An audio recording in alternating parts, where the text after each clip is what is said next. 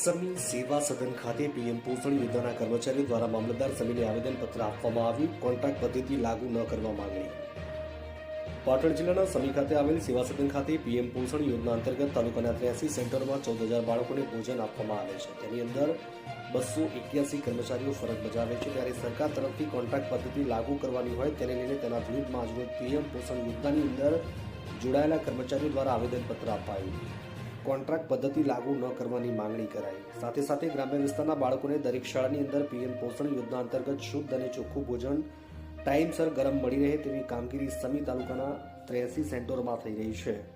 બાળકોને વાલીઓને પીએમ પોષણ અંતર્ગત મળતું તેમના બાળકોને ભોજન તેનાથી સંતોષ.